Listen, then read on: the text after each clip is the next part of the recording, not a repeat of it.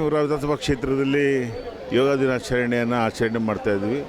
ಇವಾಗ ಭಾಳ ವರ್ಷದಿಂದ ಇದನ್ನು ಮಾಡ್ಕೊಂಬರ್ತಾಯಿದ್ರು. ನಮ್ಮ ಶಾಸಕರು ಈ ಭಾಗದಲ್ಲಿ ಯೋಗಕ್ಕೆ ಏನು ವ್ಯವಸ್ಥೆ ಬೇಕು ಎಲ್ಲವನ್ನೂ ಮಾಡ್ತಾಯಿದ್ದಾರೆ. ಮೋದಿಜಿಯವರು ಇವತ್ತು ಯೋಗ ದಿನ ಅಂತಲೇ ಇಡೀ ದೇಶಕ್ಕೆ ಒಂದು ಸಾರಿ ಅವರು ಕೂಡ ಒಂದು ಕಡೆ ಯೋಗವನ್ನು ಮಾಡುವಂಥದ್ದು ಮಾಡ್ತಾಯಿದ್ದಾರೆ.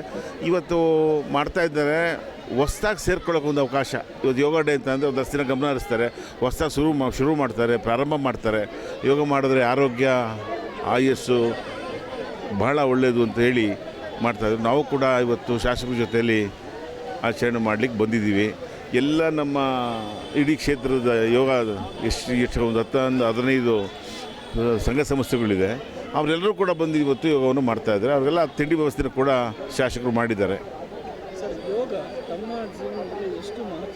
ಅಲ್ಲೆಲ್ಲ ಯೋಗ ನಾವು ಪ್ರತಿಯೊಬ್ಬರು ಮಾಡಿದ್ರೂ ಕೂಡ ಇಡೀ ಬಾಡಿಲಿ ನರನಾಡಿಗಳೆಲ್ಲನೂ ಬ್ಲಡ್ ಸರ್ಕ್ಯುಲೇಷನ್ ಜಾಸ್ತಿ ಆಗುತ್ತೆ, ತೇಜಸ್ ಜಾಸ್ತಿ ಆಗುತ್ತೆ, ಆರೋಗ್ಯ ಜಾಸ್ತಿ ಆಗುತ್ತೆ ಅಂತೇಳಿ ಅಂದ್ಕೊಂಡಿದ್ದೀವಿ. ಆ ರೀತಿ ನಾವು ಕೂಡ ಒಂದಷ್ಟು ಬೆಳಗ್ಗೆ ಎದ್ದು ಮಾಡುವಂಥ ಅಭ್ಯಾಸವನ್ನು ಮಾಡ್ಕೊಂಡಿದ್ದೀವಿ.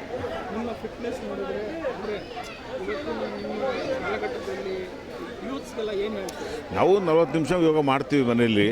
ಅದನ್ನು ಯೂತ್ಸುಗಳು ಅಭ್ಯಾಸ ಮಾಡಬೇಕು. ಅದನ್ನು ಮುಂದಿನ ಪೀಳಿಗೆಗೆ ಏನನ್ನು ಯೋಗ ಮಾಡಿದ್ರೆ ಆರೋಗ್ಯ ಚೆನ್ನಾಗಿರುತ್ತೆ ಅಂತೇಳಿ ನನ್ನ ಉದ್ದೇಶ.